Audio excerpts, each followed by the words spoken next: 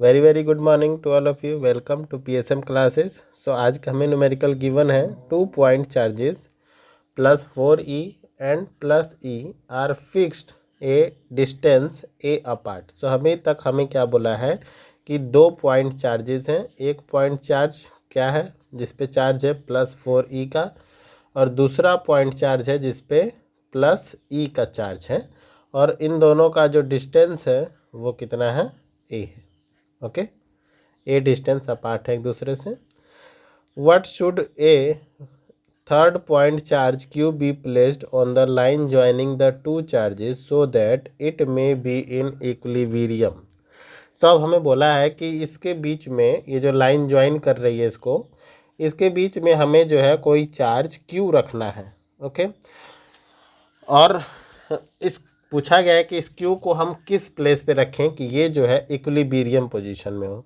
अब equilibrium position वो होती है जिसमें दोनों चार्जेस की वजह से जो फोर्स लगता है, या दोनों चार्जेस का जो फोर्स लगता है उस पॉइंट पे वो क्या होता है, इक्वल होता है।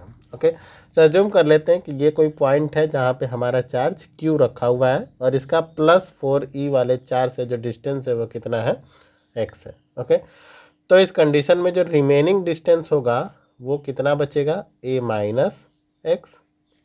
ओके, जो q से +e तक का जो डिस्टेंस है वो बचेगा हमारे पास a माइनस एक्स। +4e से q तक का जो डिस्टेंस है वो कितना हो गया, x हो गया। अब इसके बाद हमें बोला गया है in which case the equilibrium will be stable and in which unstable.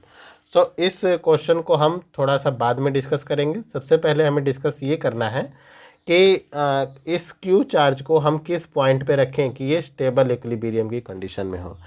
अब स्टेबल इक्विलिब्रियम की कंडीशन, जैसा कि मैं आपको बता चुका हूँ कि स्टेबल इक्विलिब्रियम की कंडीशन में क्या होगा, force due to charge +4e on charge q and force due to charge +e on charge q will be equal। सो इस कंडीशन में अगर मैं +4e के चार्ज को F1 एज्यूम करूं और +e के चार्ज को F2 एज्यूम करता हूं, तो इस कंडीशन में फॉर इक्विलिब्रियम कंडीशन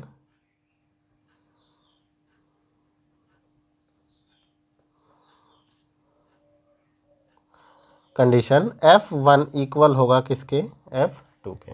ओके, सो अगर हम F1 की वैल्यू फाइंड करें तो F1 की वैल्यू हमें क्या मिल जाएगी, force due to force on charge Q। So it will be K Q into 4e divided by x square. Okay, और ये इक्वल होगा K Q into E divided by a minus x square. Okay, so यहाँ से k cancel हो जाएगा हमारा, q से q cancel हो जाएगा, e से e कैंसिल हो जाएगा। जो रिमेनिंग टर्म हमारे पास बच रही है वो होगी 4a minus x square is equal to x square.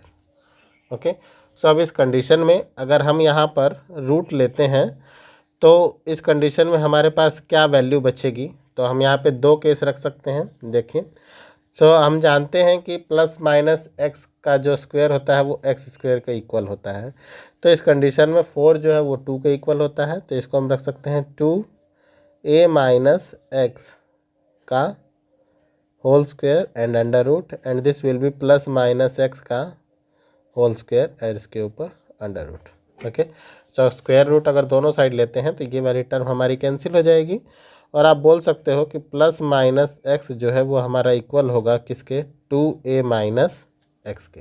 Okay, सो इस कंडीशन में अगर x की वैल्यू हम प्लस में लेते हैं, ओके, सो अगर x की वैल्यू हम प्लस में लेते हैं तो यहाँ से हमें मिलेगा x is equal to 2a + 2x, या आप बोल सकते हो कि आपको x + 2x हो जाएगा 3x इक्वल टू कितना हो जाएगा, 2a, या x इक्वल टू हमें मिल जाएगा 2a/3।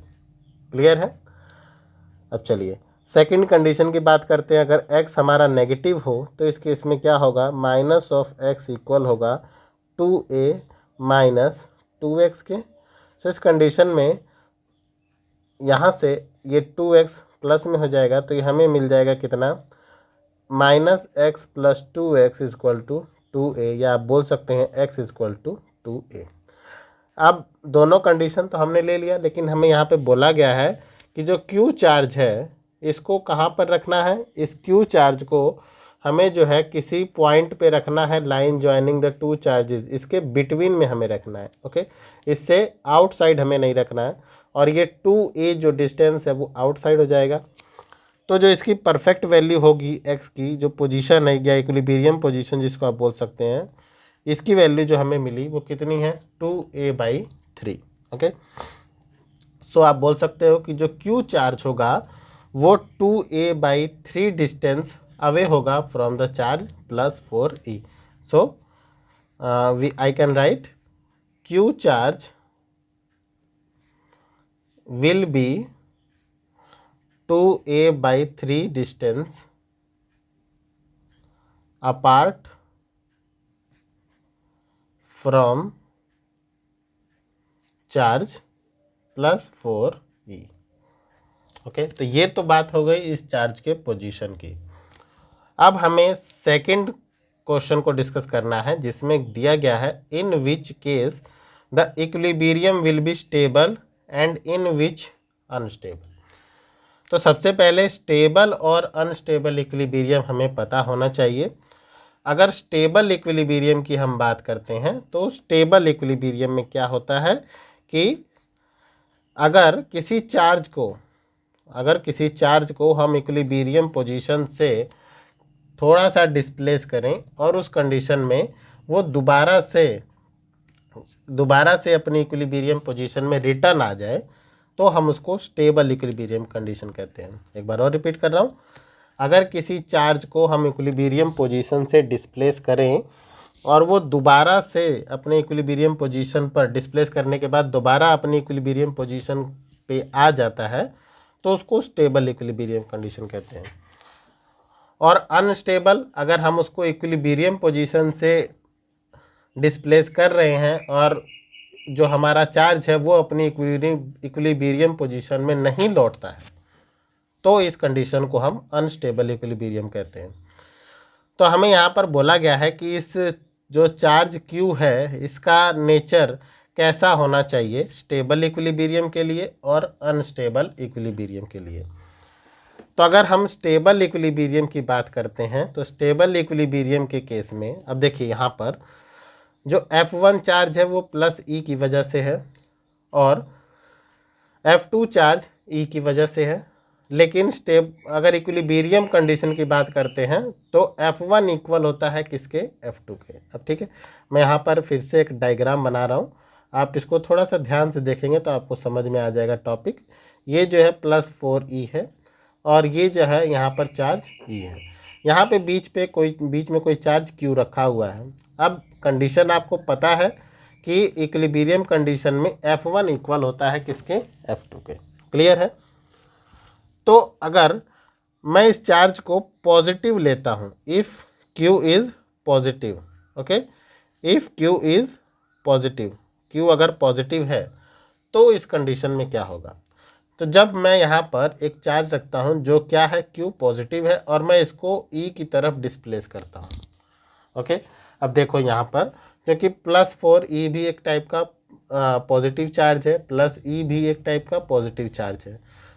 तो जब Q को मैं डिस्प्लेस करूँगा तो इस कंडीशन में क्या होगा कि ये जो F1 जो चार्ज है या F1 जो फोर्स है, ये आप बोल सकते हो F1 क्या होगा, डिक्रीज होगा। लेकिन Q और E के बीच में फोर्स ऑफ रिपल्शन ये क्या होगा, इंक्रीज होगा। तो इस कंडीशन में आप बोल सकते हैं कि F2 वो क्या होगा, इंक्रीज होगा। तो F2 इंक्रीज हो रहा है और आप बोल सकते हैं कि F1 जो है डिक्रीज हो रहा है। ओके, F2 इंक्रीज हो रहा है और आप बोल सकते हैं कि F1 जो है वो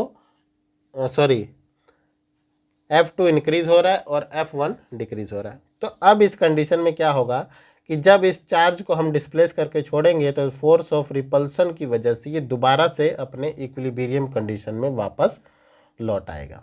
ओके, अब बात करते हैं कि अगर Q जो है वो Q क्या हो, नेगेटिव हो, तो अगर इसके प्लेस पे मैं एक नेगेटिव चार्ज ले लेता हूँ, तो नेगेटिव चार्ज के केस में क्या होता है कि जब हम इसको इक्विलिब्रियम पोजीशन से डिस्प्लेस करते हैं तो अब यहाँ पर Q और E के बीच में फोर्स ऑफ अट्रैक्शन लग रहा है। पहले रिपल्शन लग रहा था इस केस में, तो रिपल्सन की वजह से ये दोबारा अपनी इक्विलिब्रियम पोजीशन को एक्सेप्ट कर रहा था या सस्टेन कर रहा था। अब जब यहाँ पर नेगेटिव चार्ज एक नेगेटिव चार्ज हम रखते हैं और इसको प्लस ई की तरफ मूव करते हैं, तो इस कंडीशन में क्या होता है कि फोर्स ऑफ अट्रैक्शन की वजह से ये चार्ज जो है ये मूव करेगा away from the equilibrium position, away from the equilibrium position, क्योंकि फोर्स ऑफ अट्रैक्शन लग रहा है तो ये ऑलवेज अट्रैक्टिव होता है।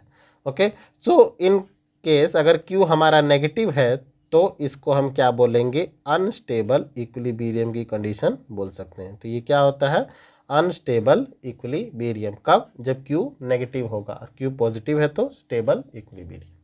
Okay, thanks to all of you.